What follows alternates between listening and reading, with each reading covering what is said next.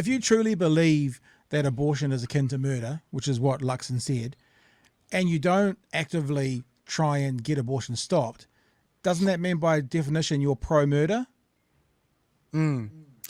Which is, I think, why... If you believe it's murder, but you're like, but we're not going to do anything about it, that means you're pro-murder. Whereas if you don't believe it's murder and you support it, that's very different. But if you do believe it's murder, that means you're saying, I am for murder. I'm not going to do anything about murder, which is where one with those religious beliefs gets hoisted by their own petard when they get into politics.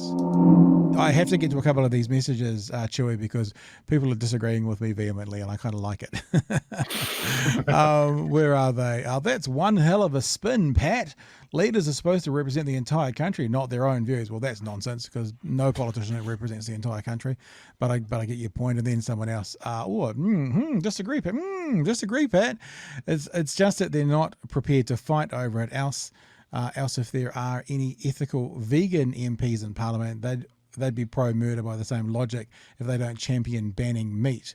Well, I mean, it's not murder if you're killing a cow. But let me just say this. I mean, my tongue was slightly in my cheek there, and I'm sure you got that, Chewy. But I am anti-murder, right?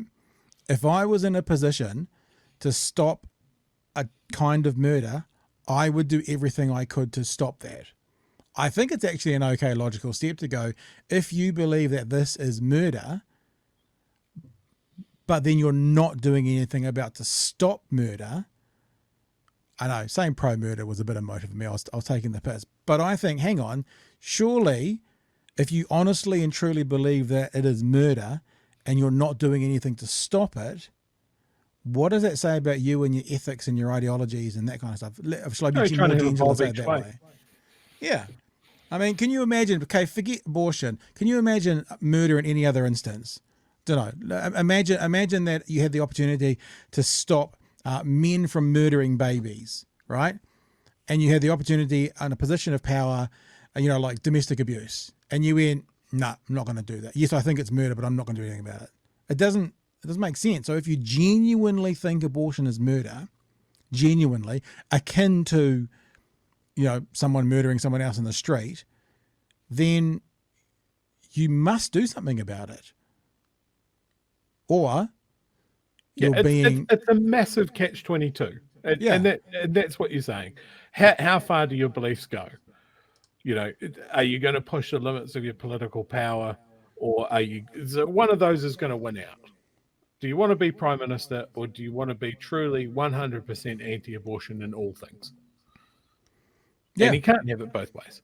Yeah, and look, people are still having a crack, challenging me that I'm not doing everything to stop mass murder in China. Well, it's not my position. If I was in a position where I could affect a change, that's the thing. A politician is in a position where they can affect a change on policy, which, as far as Mr. Luxon is concerned, could reduce something he considers is murder.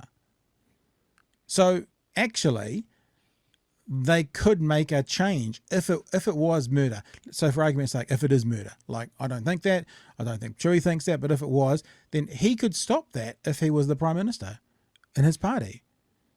But he's choosing not to.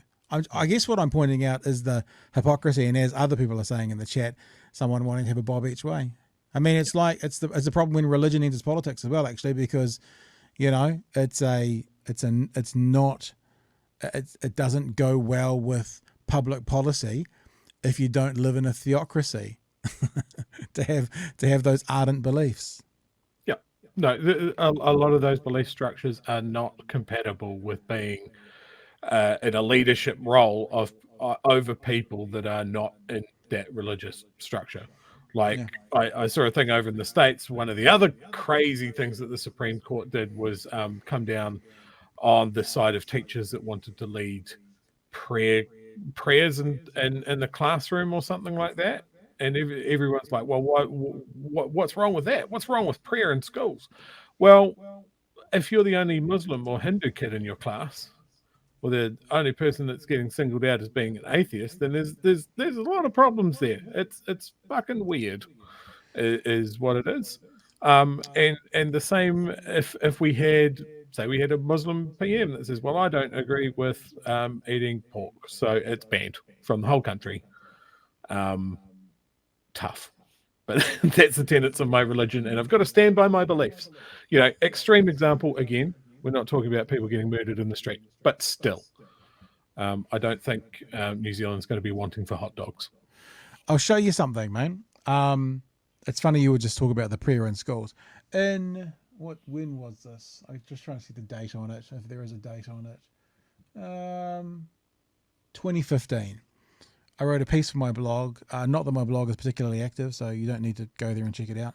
But I wrote a piece for my blog talking about Yaria law.